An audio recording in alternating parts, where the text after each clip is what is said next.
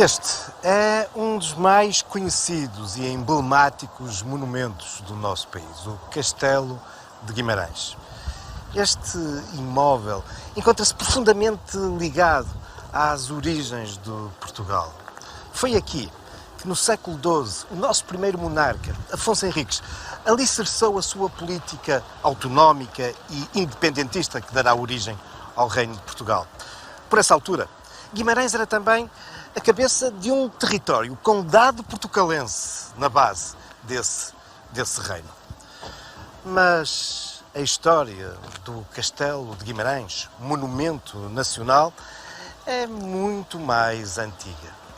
É uma história que remonta também às origens do próprio Condado Portucalense e também por aí se encontra ligado às origens do nosso país. Vale a pena, por isso, conhecermos a história do Castelo de Guimarães. Vamos visitar este monumento nacional.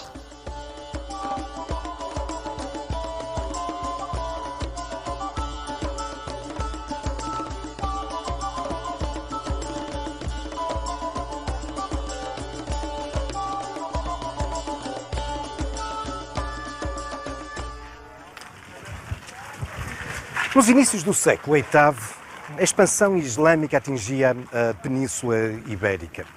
A data tradicionalmente apontada é 711 e muito rapidamente essa invasão vai tomar praticamente toda a península, fazendo desmoronar o reino visigótico. Mas, na prática, a invasão islâmica nunca irá ultrapassar de um modo significativo essa barreira natural no extremo meridional norte da península, constituído pelos vales do Rio Douro e do Rio Ebro. Ora, os povos montanheses das Astúrias, dos Pirineus, que sempre ofereceram grande resistência a qualquer tipo de poder vindo do sul, vão também de imediato iniciar uma resistência a esta nova invasão vinda das zonas meridionais do sul da península. E, muito rapidamente também, vão-lhes ver associados alguma da elite cristã que se vai refugiar nessas zonas norte da península.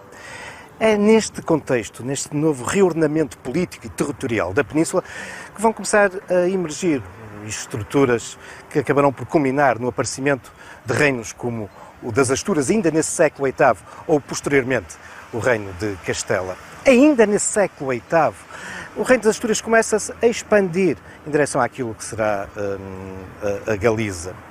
Em 868, o domínio cristão vai chegar até ao Porto, Porto Calais, e 10 anos depois chegou já ao Vale do Mondego, a Coimbra.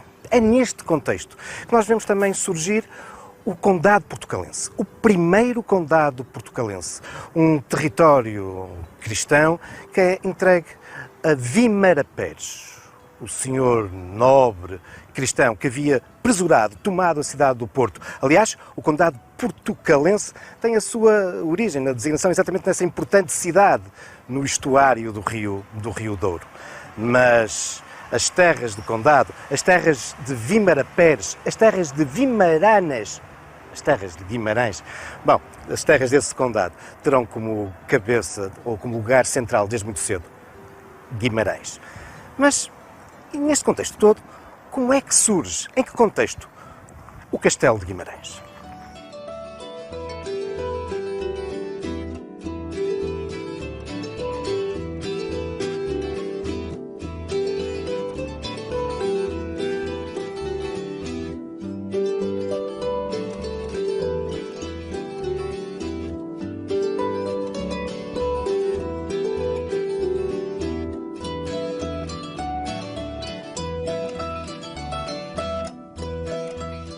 A origem do Castelo de Guimarães fica associado a uma das mulheres mais poderosas que o noroeste da península conheceu no século X, Mumadona Dias, a condessa Mumadona Dias. Ela era casada com o conde portucalense Hermenegildo Gonçalves. Ora, após a morte deste, num documento do ano 950, onde ela faz a partilha dos seus bens com os seus filhos, dá referências a um mosteiro que ela fundara em Guimarães. E também a referência, primeira, a um castelo que ela manda construir para proteger o mosteiro. Isso mesmo, num outro documento, 18 anos depois, 968, é perfeitamente claro. Ela indica que o castelo que mandara construir se destinava a proteger o mosteiro dos gentios. E aqui devemos entendê-los, não provavelmente como os mouros, mas muito provavelmente os normandos, os vikings, que também nessa altura assolavam a nossa costa. Mas o castelo, nessa época, era muito diferente do castelo que nós hoje podemos contemplar. Seria aquilo que os arqueólogos diziam como um castelo roqueiro de rochas. Um castelo que se alicerçava nos grandes afloramentos rochosos, como, enfim, também motivo de defesa. Um castelo que era construído seguramente em madeira. Enfim, estruturas que não chegaram até aos nossos dias.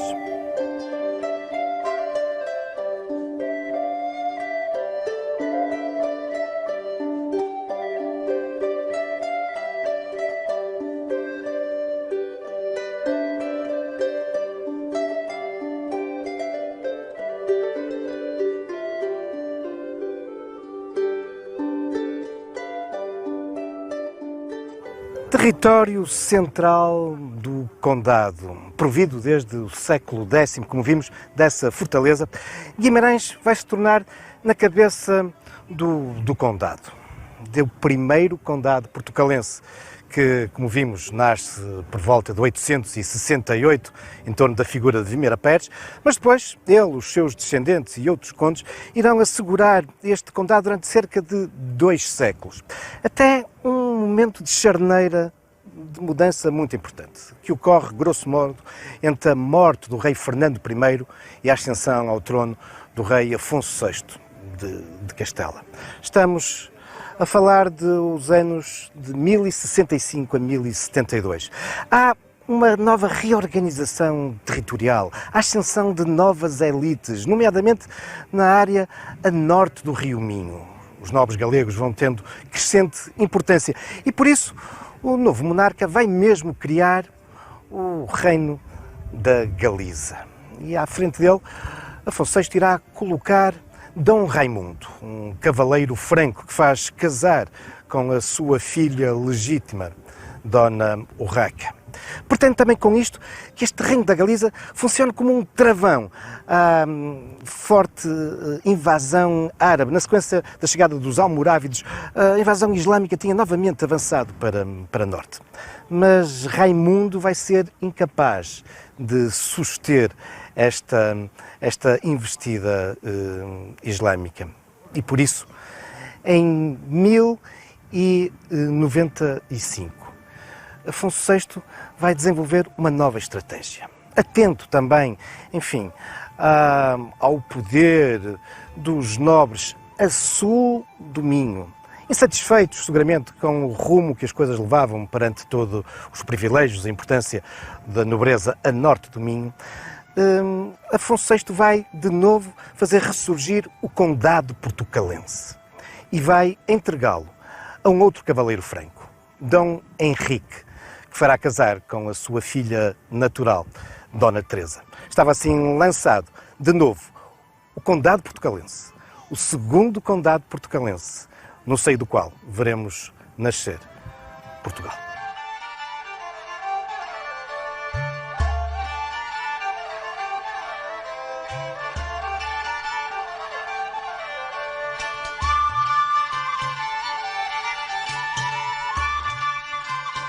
Foi muito provavelmente nos finais desse século XI, quando o Condado portucalense é de novo relançado em torno de uma figura importante, porque é uma das filhas do rei, Dona Teresa, e do seu marido, o nobre franco Dom Henrique. Terá sido nessa altura que, para acolher os novos condes, o castelo terá sofrido importantes alterações, com uma clara petrificação, com estruturas agora claramente em pedra.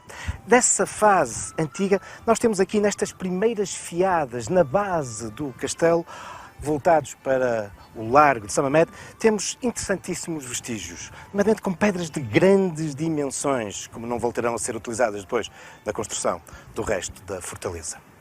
Era, no entanto, um castelo ainda muito modesto, uma planta provavelmente circular, ainda sem torreões, provavelmente só também com 2 portas. Foi neste castelo, aos nossos olhos hoje algo modesto, que o filho dos condes, Afonso Henriques, terá dado os seus primeiros passos.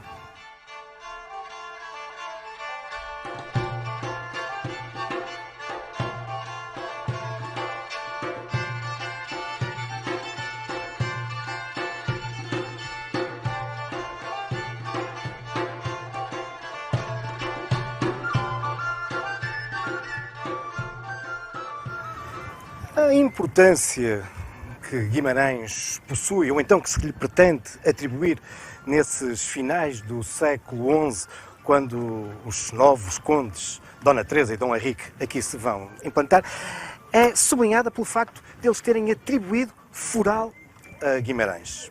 Algo que, de resto, será sublinhado quase 2 décadas depois pelo seu filho, Afonso Henriques. É, de resto, no tempo de Afonso Henriques, já nos inícios do século XII, sublinhando também a importância estratégica, militar, simbólica de Guimarães, que o seu castelo vai sofrer novas intervenções. Ampliação. Vai aproveitar, em parte, algumas das estruturas do castelo que havia sido herdado dos seus pais, mas vai ser significativamente ampliado. De resto, ficando praticamente com as dimensões que ele hoje nos apresenta. Mas não tinha ainda os torreões nem a torre de homenagem.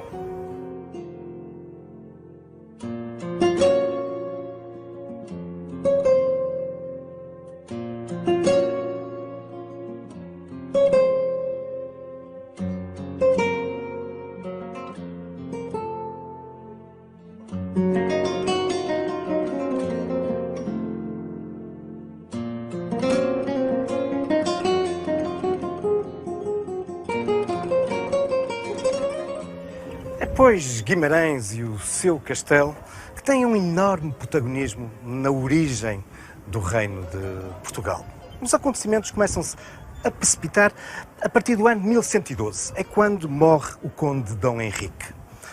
A sua esposa, Dona Teresa, passa a esfiar o condado, mas ao contrário do seu pai, o rei Afonso VI, que tivera o cuidado de refundar o condado quando percebera também de um certo inconformismo dos nobres a sul do Minho perante a importância do reino da Galiza a norte e por isso tentara compensar isso com a criação deste condado. Bom, Dona Teresa não tem essa percepção, é incapaz de compreender os anseios da nobreza portucalense. E por isso, durante os anos seguintes, até 1128, vai desenvolver uma política claramente mais próxima dos interesses dos galegos. Tudo isto irá culminar na famosa Batalha de São Mamed, aqui nas proximidades do castelo de Guimarães, quando o partido portucalense, esfiado pelo seu próprio filho, por Afonso Henriques, vai derrotar Dona Teresa. E a partir daí levar uma política muito mais autonómica em relação ao condado de Portugal. Esta política de Afonso Henriques vai se acentuar ao longo das décadas seguintes. Entretanto, na sequência da passagem da capital, ou do cabeça deste condado para Coimbra, vamos também vendo simultaneamente o desenvolvimento de uma política já não tanto autonómica, mas verdadeiramente independentista. A partir da Batalha de Ourique, Afonso Henriques intitula-se mesmo como o rei. Em 1143, o seu primo, o rei de Castela, acabará por reconhecer essa independência através do Tratado de Zamora. Mas serão necessários ainda muitos anos. Temos que esperar até 1179 para que, finalmente, o Reino de Portugal seja reconhecido pela grande instituição internacional da época. Aquela de quem, em boa verdade, dependia o reconhecimento da independência deste novo reino. Os outros reinos cristãos só iriam reconhecer este novo reino desfiado por Afonso Henriques, se o Papa o reconhecesse como tal. E isso aconteceu, de facto, em 1179, com a Bula Manifestus Probatum, um documento em que o Papa nos indica: está demonstrado com provas manifestas que, através de esforços bélicos e aguerridas pelejas, tens sido um intrépido estripador dos inimigos do nome cristão e um diligente propagador da fé cristã. Por isso, nós, reconhecendo a tua pessoa dotada de prudência e cuidado e, portanto, idónea para governar, te recebemos e ao Reino de Portugal, sob a proteção de São Pedro e Nossa Senhora, com todas as honras e dignidades próprias dos reis, concedendo-te por virtude da autoridade apostólica e confirmando-te na posse de todos os lugares que, com o auxílio da divina graça, conseguires arrancar das mãos dos sarracenos, sem que os príncipes cristãos, teus vizinhos, possam alegar sobre eles quaisquer pretensões. Era a definitiva certidão de nascimento do Reino de Portugal.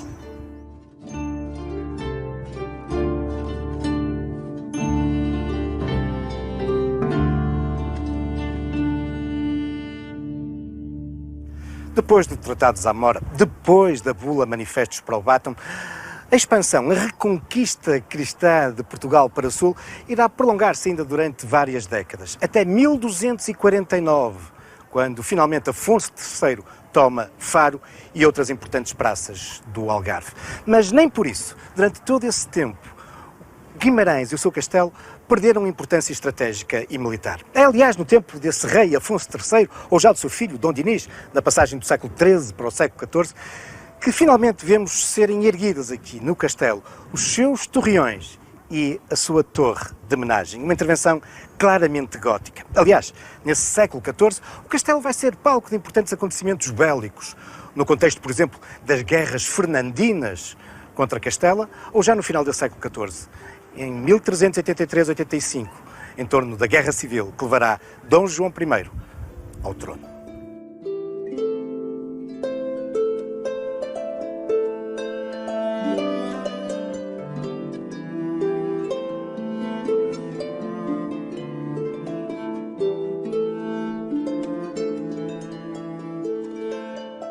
No século XV, o Castelo Guimarães irá conhecer novas intervenções. É nessa altura que é construído o Paço do Alcaide, uma robusta construção de 4 pisos. Os 2 últimos são claramente residenciais, qualificados, com grandes janelas, bancos, lareiras. Mas, a partir do século seguinte, a partir do século XVI, a ruína, a decadência iriam tomar conta do castelo.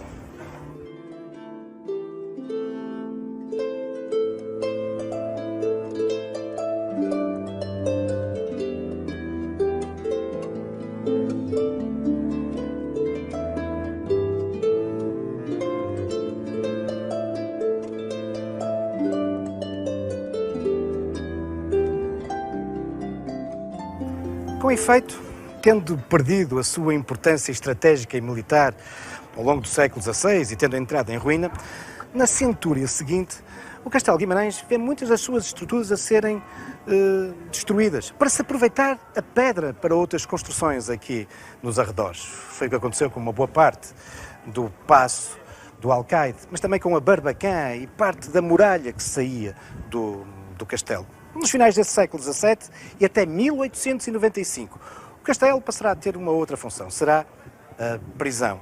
E no meio de tudo isto, ainda se salvou in extremis de ser totalmente demolido, sim, porque chegou a ser debatido na Câmara Municipal uma proposta para que o castelo fosse todo desmontado e a pedra aproveitada, imagine-se, para pavimentar as ruas de Guimarães.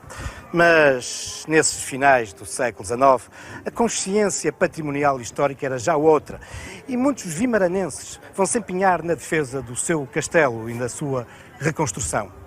Algo que irá culminar em 1940, com uma intervenção da Direção-Geral dos Monumentos Nacionais. Aliás, a inauguração do castelo nessa época marca o início das grandes comemorações do regime em 1940, em torno dos centenários independência e da restauração da independência em 1640. Muito mais recentemente, a importância histórica, patrimonial e identidade deste castelo foi sublinhada com a sua integração na área classificada como Património da Humanidade, Guimarães Património da Humanidade, em 2001. E muito mais recentemente, abriu ao público um centro interpretativo sobre este monumento, na Torre de Homenagem.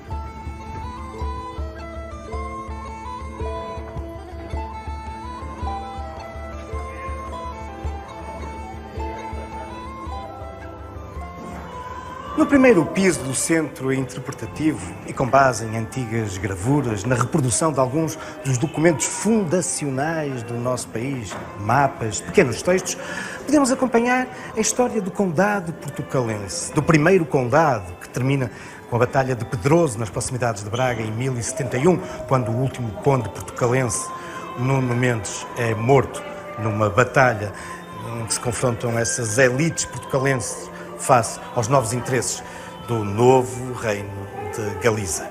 Mas aqui, neste piso, temos também introduzido a importância de Guimarães. Guimarães, que irá ser crucial no advento do segundo condado.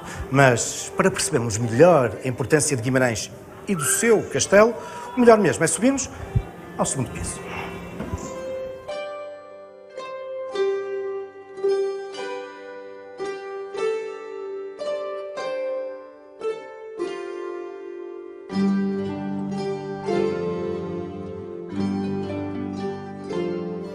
Também aqui somos introduzidos na história do castelo através de gravuras, de maquetes, alguns objetos e também textos. Enfim, a história do Castelo de Guimarães. Mais de 1000 anos de identidade, de património. Mas, ao longo desses 1000 anos, há uma personagem que se evidencia e que está indissociavelmente ligado a este castelo. A figura de Afonso Henriques, que nos é evocada no terceiro piso deste centro interpretativo.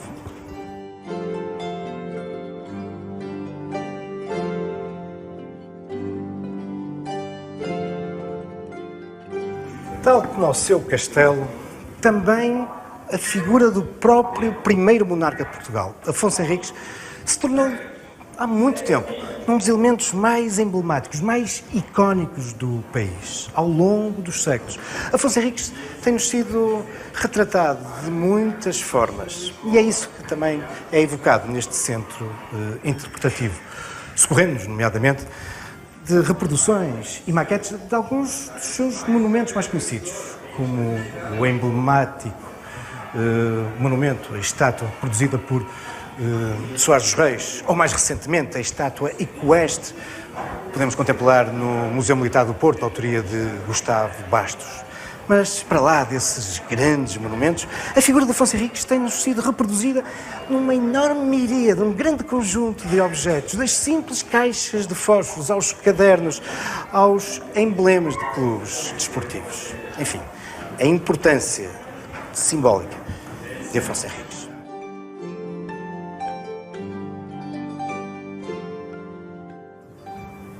É bem conhecida a famosa frase atribuída a Napoleão do alto das pirâmides do Egito, quando se dirige ao seu exército e lhes diz: soldados, do alto destes monumentos, 40 séculos de história vos contemplam. Pois bem, subindo aqui ao alto do Castelo de Guimarães, o que me apetece dizer é que 1000 anos de história nos contemplam. Os 1000 anos em que, a partir desta fortaleza, se alicerçou o Condado e depois o Reino de Portugal. 1000 anos de história repleta de factos, também de lendas, de identidade e de memória. Enfim, pretextos para futuros caminhos da história.